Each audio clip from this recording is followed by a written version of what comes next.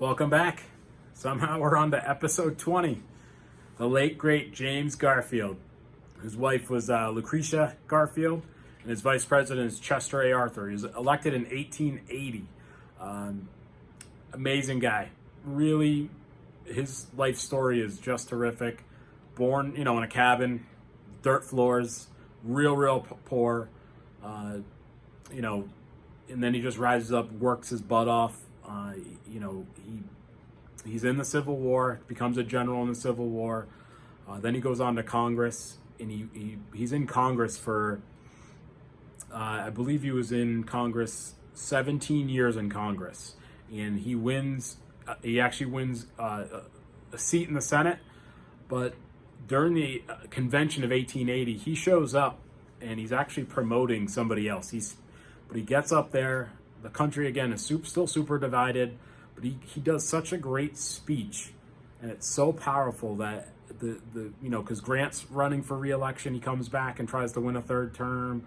So the convention's deadlocked over and over and over, days and days, hours, and he does this speech, and everybody's like exhausted, and they're like, why don't we just elect James Garfield?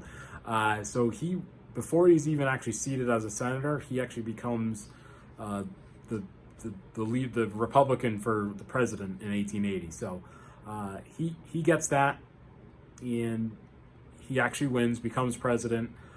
But only 6 months in, he is assassinated by Charles Guiteau.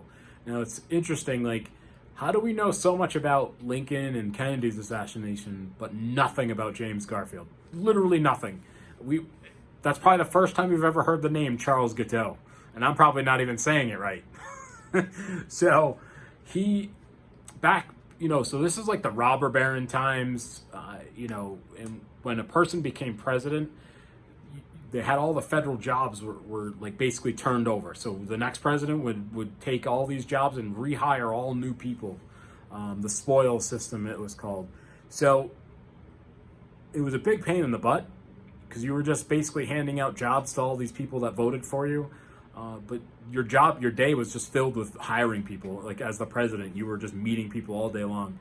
And this Charles Guiteau or whatever, however you say it, he was obviously totally insane.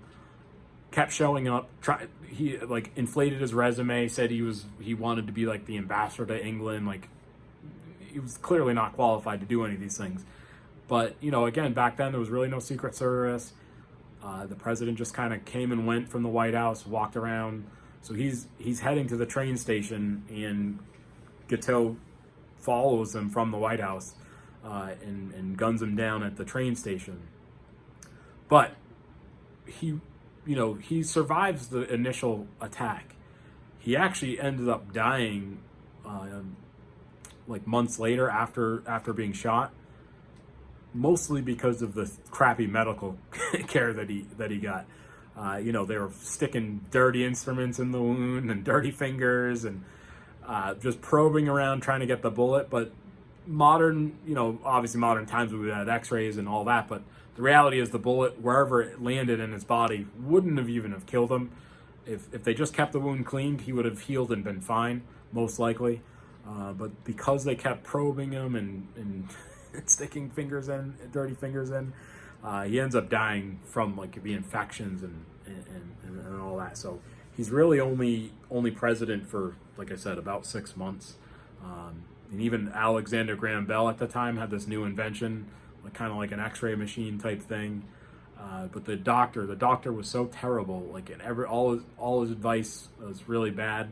And you would only let him look at one side of the body, but the bullet was on the other side. So if they had let him just do his job, they probably would have found that the bullet was on the other side of his body, and they probably would have just left it.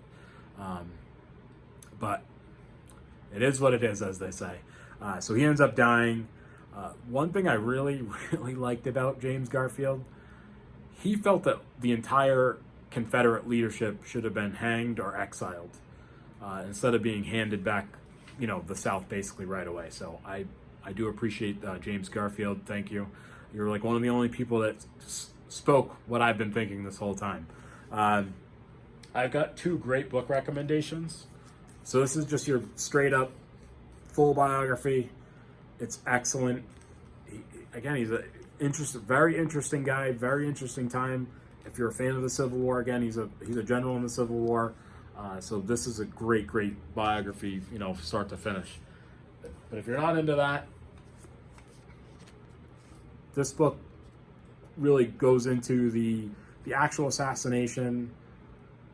You learn about the assassin, Charles Guiteau.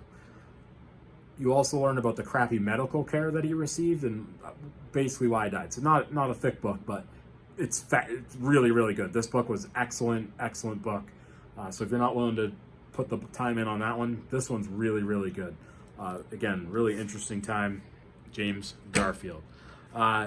So travel recommendations. He's buried in Cleveland, Ohio, and his memorial is massive. It's like 18 stories. My building's 11 stories. I'm on the 9th floor here. It's hard to imagine that his memorial was almost twice the size of my office building. It's just massive. You can't even believe how big this thing is.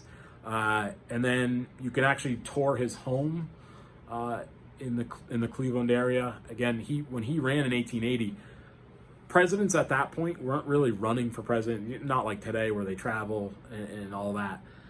It was the front porch campaign. So he basically just stood out on his front porch every day and gave speeches. And people traveled all around from the country to his home. So it's kind of interesting. We're now living through history where Biden's running for president basically from his basement, right? So it's, we're living through a big historical moment, kind of a flashback to the front porch campaigns of the 1880s. So you get to see the home. So it's terrific. James Garfield, it'd been nice to see if you were able to live longer, how your presidency would have played out, but it is what it is. That concludes episode 20 of the Josh Kane Presidential Fireside Chat. Bye for now.